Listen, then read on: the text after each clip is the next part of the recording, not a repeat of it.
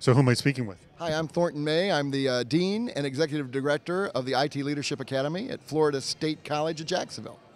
And you're also the chairperson of the CIO Boot Camp. Now, for those people who don't understand, what is CIO Boot Camp? Well, CIO Boot Camp is what we do is, well, one, we've got 250, if you will, IT leaders who may be CIOs at mid-sized organizations or CIO incumbents at larger enterprises. And what we're doing is, this is sort of the next step, the sort of like final step in their training to actually step up to be the head, the uber, the alpha, the top guy, and guy being a unisexual term in technology. And so what we've done is we've assembled 5 of the top CIOs in the world to basically share some hard-learned lessons about what that job is really about. And there's a if you will, an era relevance to it, because we just completed the first decade of the third millennium. The days of just doing more with less, the days of keeping the digital lights on. I mean, that's not even relevant. That's not even table stakes anymore. I mean, that is presumed. All right.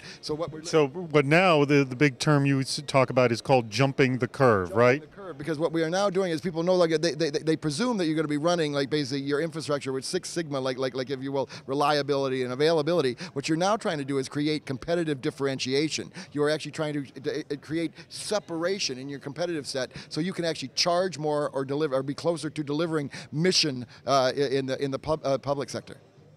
So explain specifically what are good examples, recent examples of jumping the curve, and what are, Dr. Rini actually mentioned some future examples. You can mention those as well.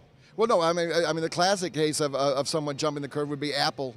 And what they've done, they've created, they defined, if you will, that particular space. So, and everything they do is focused around that. And there's this concept of core and context, which is basically, core is what creates the competitive differentiation. Context is what sort of keeps the digital lights on. You invest heavily. In fact, you throw money at at core to try and create that competitive differentiation. And you basically, you fiscally starve contextual activities.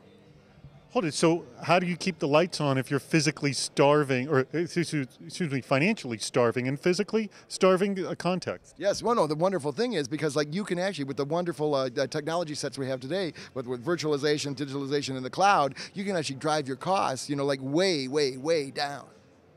That's actually a very good point, since we have all these new technologies to bring costs down. Anyways, what have you learned from this CIO boot camp? What has Thornton May learned from all the great talent here? Well, leadership is more important than ever. And with leadership, there are actually 4 dimensions, all right? Basically, in the IT space, is like, where are we? You're going to have to be able to articulate where we are. And that's facts, that's database, right, type of thing. I mean, that's the whole idea of an assessment. Where are we?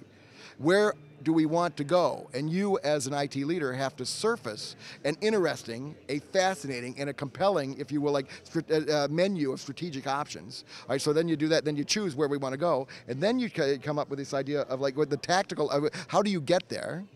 But the most important thing is, and we're going to be talking about this later this afternoon, is how do you convince the enterprise to make the trip?